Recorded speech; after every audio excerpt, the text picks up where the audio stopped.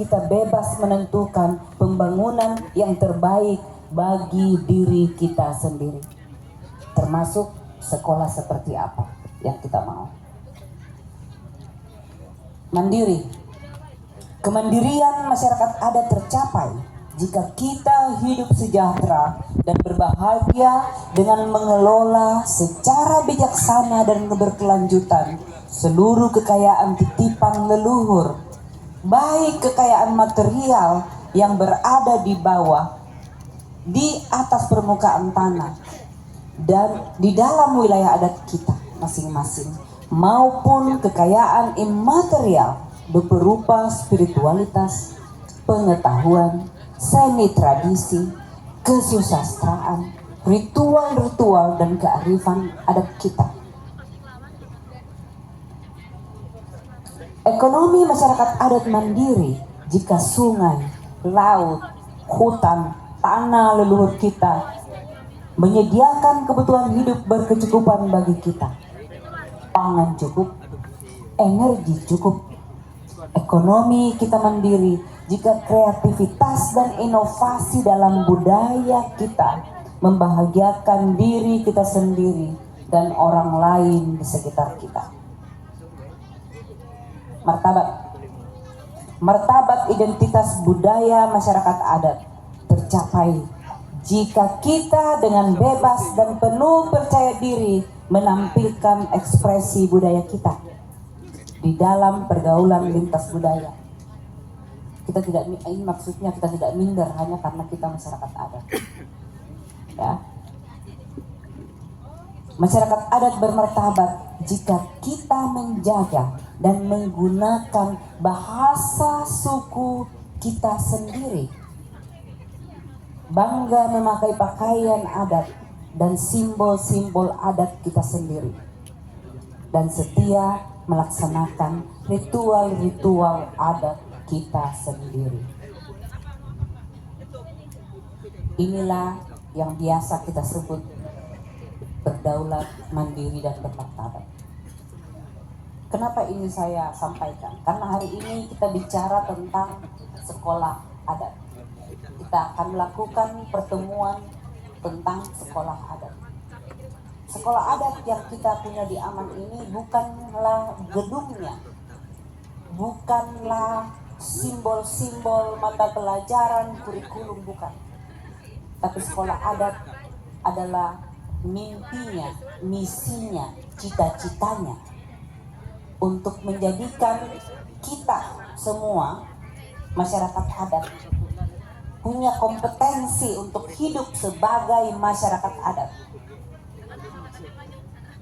Tempat kita menimba ilmu sebagai masyarakat adat, tempat kita membentuk kepribadian sebagai masyarakat adat, tempat kita meletakkan nilai-nilai dasar sebagai masyarakat adat, keterampilan-keterampilan sebagai masyarakat adat, sikap sebagai masyarakat adat, sebelum kita menimba ilmu yang lain.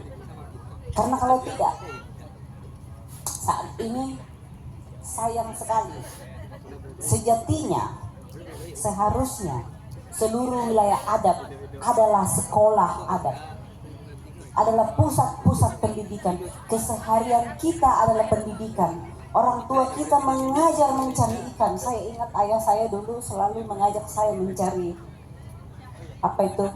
Pisang apa sih? Dan jamur. Sorry, saya tahu bahasa Indonesia-nya, bahasa Torajanya, bahasa Indonesia-nya lupa.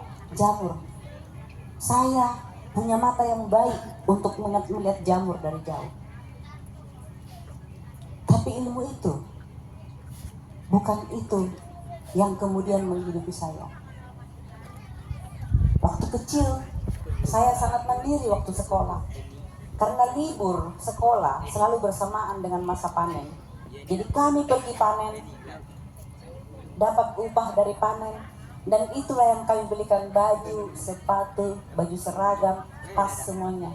Kami mandiri sebagai anak sekolah.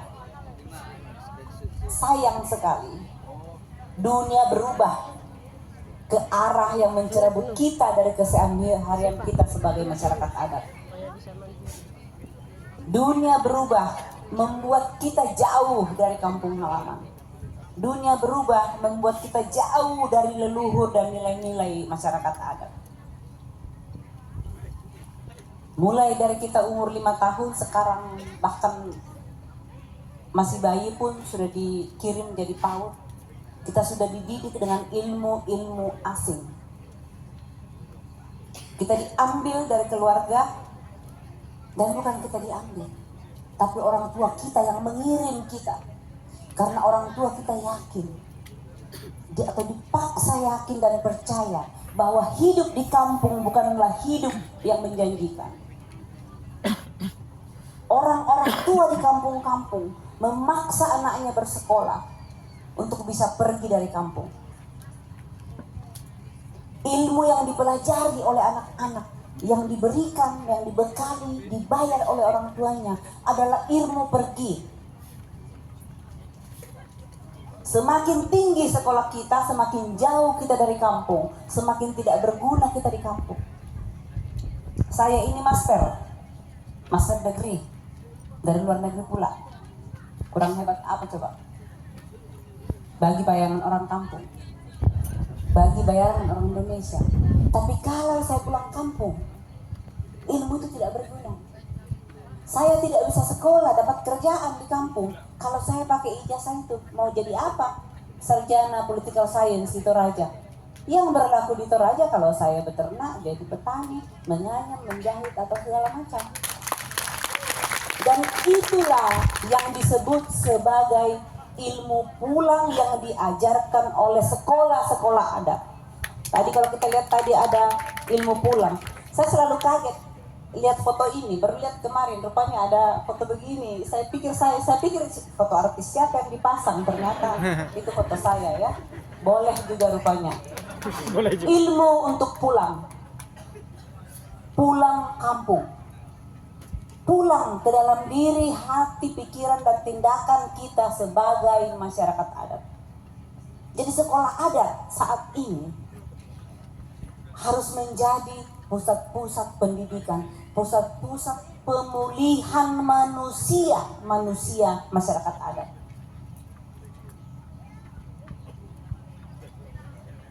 Tapi situasi kita berbeda. Ada masyarakat adat yang sudah tinggal ingat tariannya, karena tanahnya sudah diambil. Ada masyarakat adat yang masih tahu sedikit sejarahnya. Kenapa? Karena sejarah kita tidak pernah diajarkan di sekolah-sekolah umum. Karena orang-orang punya cita-cita untuk menaklukkan dan menguasai tanah kita. Maka sejarah yang diceritakan tentang kita adalah sejarah tentang bahwa kita ini orang-orang yang kalah, bahwa kita ini orang-orang yang tak berdaya, bahwa kita ini orang-orang yang ditaklukkan. Sejarah ditulis oleh pemenang, dan penakluk-penakluk itulah yang kita percayai sejarahnya. Dari kecil kita sudah mewarisi trauma antar generasi sebagai orang-orang kalah. Kita belum lahir, kita sudah tahu kami ini orang kalah. Kami dulu ditaklukkan oleh ini. Kita tidak melihat bahwa dalam yang mereka sebut kalah itu pasti ada maunya. Tujuannya adalah untuk semakin membuat kita tidak percaya dengan diri kita sendiri.